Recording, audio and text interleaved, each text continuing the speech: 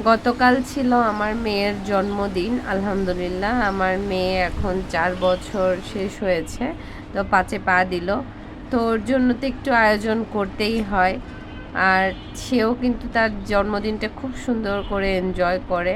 সে আমি যত ছোটোখাটো আয়োজনই করি না কেন, জাস্ট একটু যদি 1 পিস কেকও যদি এনে দিই, ও অনেক বেশি খুশি হয় ওর জন্মদিন নিয়ে।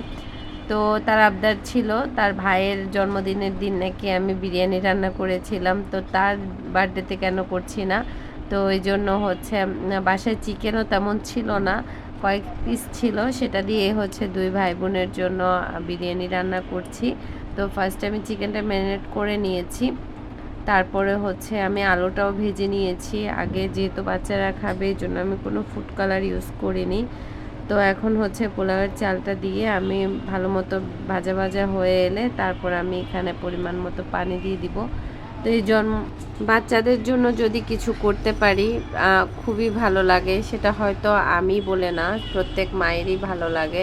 নিজের সন্তানের জন্য যদি কিছু করতে পারি বা নিজের সন্তানকে যদি খুশি করার জন্য কিছু করা যায়, তো সেম আমারও কিন্তু খুবই ভালো লাগছিল। আমার প্রচণ্ড লেভেলের শরীর খারাপ ছিল তখন, জ্বর সর্দি সব কিছু মিলিয়ে একদম নাজেহাল অবস্থা। কিন্তু সেই ঠান্ডার মধ্যেই কিন্তু আমি আমার মেয়ের জন্য যতটুকু পেরেছি করেছি, তো শুধুমাত্র ওকে খুশি করার জন্য। তো আমার এখানে কিন্তু বিরিয়ানির জন্য আমি পানিটা দিয়ে দিলাম, আর এদিকে হয়েও গিয়েছে।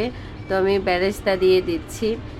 আর আমি বাচ্চাদের বার্থডে বা যে কোনো কিছুতে আমি কিন্তু বাহির থেকে কোনো কেক অর্ডার দিই না, আমি বাসাতেই কেক বানিয়ে বাচ্চাদেরকে খাওয়াই। তো আমার ছেলের বার্থডেতেও আমি একটা বানিয়েছিলাম, আর মেয়ের বার্থডেতেও আমি একটা সিম্পলের মধ্যে ওর জন্য একটা কেক বানিয়েছি। আর গতকাল কিন্তু এত পরিমাণে বৃষ্টি ছিল যা বলার বাইরে। আমরা দুপুরে খাওয়া দাওয়া করে একটু বারান্দায় এসেছি, আর দেখছি একেবারে সব কিছু উড়িয়ে নিয়ে যাচ্ছে, অনেক বেশি বৃষ্টি হচ্ছিল। আজকেও কিন্তু খুবই বৃষ্টি হয়েছে। তো এই যে আমি কিন্তু একদম সিম্পলের মধ্যে কেকটা ডেকোরেশন করছি। তো ফার্স্টে আমি ক্রাম্প কোট করে নিয়েছি, তারপর কিছুক্ষণ ফ্রিজে রেখে দিয়েছিলাম, আর এখন আমি একটু নজল দিয়ে ডিজাইন করে দিচ্ছি। তো এখনই সে কেটে খেয়ে নিবে, এই একটা অবস্থা। আমার বাসায় যখনই কেক বানায় সে খুবই খুশি হয়, তার জন্মদিন ছাড়াও খুবই খুশি হয়। এমনিতেও যদি বানাই সে ফ্রিজের কাছ থেকে আর নড়েই না যতক্ষণ না পর্যন্ত সেই কেক শেষ না হচ্ছে।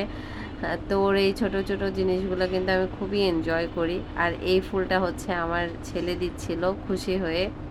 তো একটু তেড়াবেড়া হয়ে গিয়েছে, ব্যাপার না, আমরা বাসাতেই সবাই খাবো।